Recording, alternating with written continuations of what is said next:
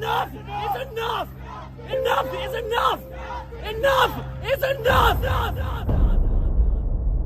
Horror in Uvalde. Uvalde Elementary School massacre. Really disturbing details of the timeline that we're uncovering. The gunman was inside the school for 1 hour and 17 minutes. It says the shooter was able to walk around the building and then straight in through this back door, which minutes earlier had been propped open by a teacher with his assault-style rifle and enough ammunition for a small militia. There's a guy inside of a school with a gun shooting kids, and they're outside tasing parents. That President Biden is going there. Do the families you're talking to, do they care? Some people are worried or concerned about politicizing this event. Police were out in the hallway for more than an hour. The 911 calls were happening, but maybe the police weren't finding out.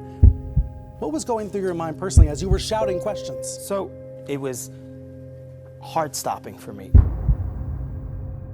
Families of the victims are left wondering why police did not go into the school sooner. There has to be an independent investigation as to what occurred. Is the local police department here underfunded, undertrained, and overwhelmingly the answer is no.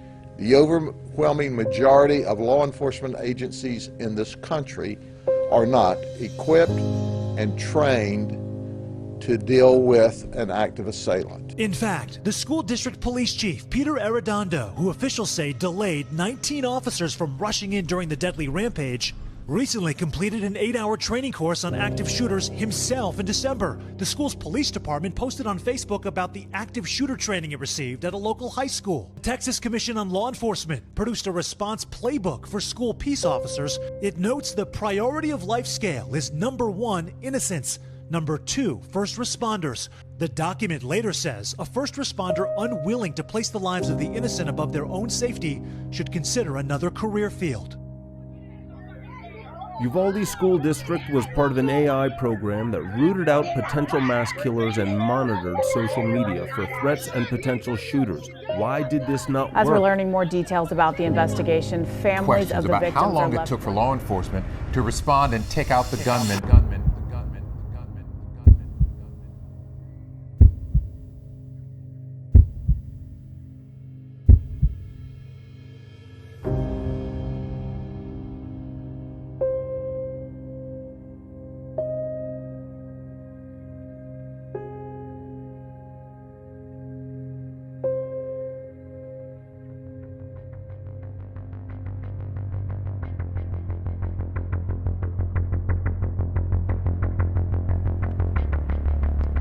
Time.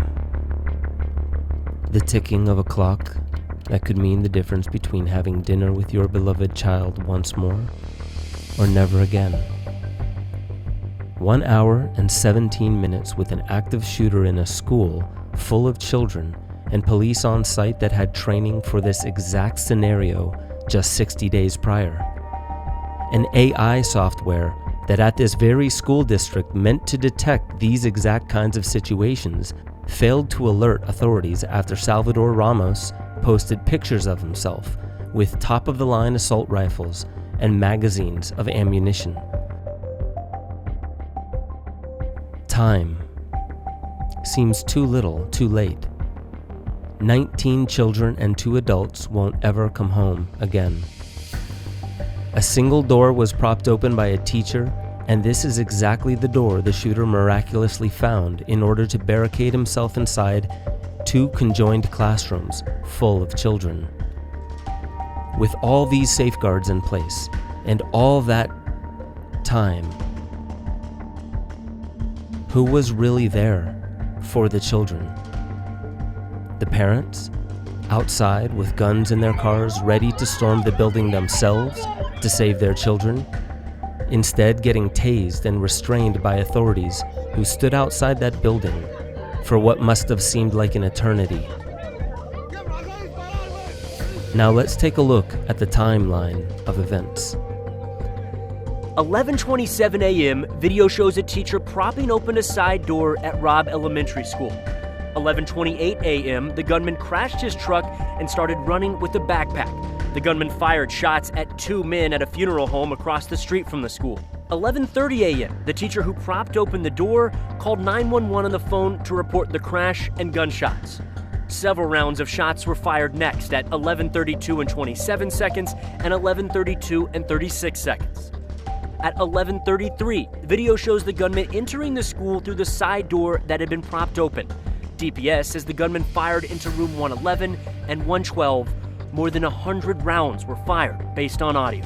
3 police officers went into the school through the same door propped open. 2 of those 3 officers were grazed by bullets. There was more gunfire at 11:37, 11:38, 11:40, and 11:44. 12 minutes later, 19 law enforcement officers were inside the hallway. 12:10, the same caller told 911 there were multiple dead. At 12:50, 80 minutes after the first 911 call, officers breached the door using a janitor's keys and killed the gunman.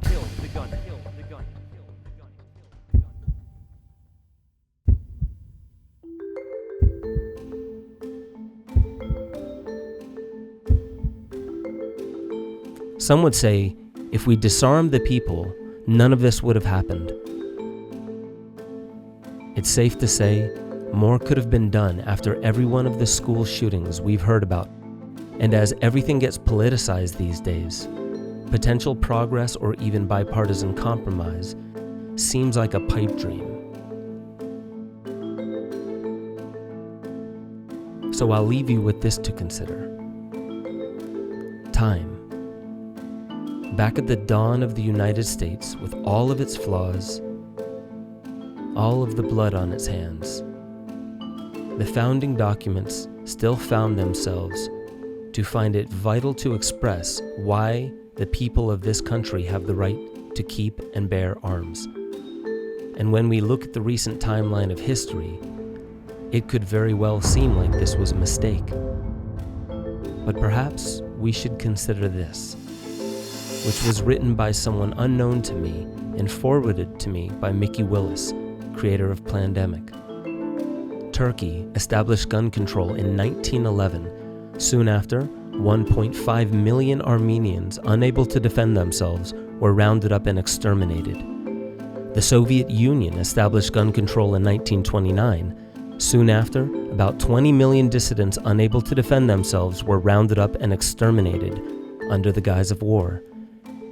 Shall we go on? China established gun control in 1935. Soon after, 20 million political dissidents unable to defend themselves were rounded up and exterminated. Germany established gun control in 1938. Soon after, a total of 13 million Jews and others who were unable to defend themselves were rounded up and exterminated. Cambodia established gun control in 1956. Soon after, 1 million people unable to defend themselves were rounded up and exterminated. Guatemala established gun control in 1964. Soon after, 100,000 Mayan Indians unable to defend themselves were rounded up and exterminated. Uganda established gun control in 1970. Soon after, 300,000 Christians unable to defend themselves were rounded up and exterminated. Australia established gun control in 1996. Many Australian citizens were just recently rounded up and put into camps for a virus with over a 99% survival rating. Venezuela established Desarma la Violencia to disarm citizens in 2010. Once one of the richest countries in Latin America, Venezuela is currently free-falling into violent unrest and extreme poverty. New Zealand expanded gun control in 2019. 1 year later, they are exercising rights in large protests, opposed only by a government with questionable transnational interests. Canada expanded gun control in 2020. Canadian citizens just had their own government freeze the bank accounts of those attending a peaceful demonstration, exercising their rights against the government without their interests in mind. So the question becomes, what timeline are we really on? The one that leads to more division between fellow tax brackets? Or the one that leads to a sober analysis of why owning a weapon in defense against enemies both foreign and domestic is a timeless piece of advice from those that wrote these words. Some of them were slaveholders. Atonement and forgiveness should follow. A great mourning for injustices from any human against another.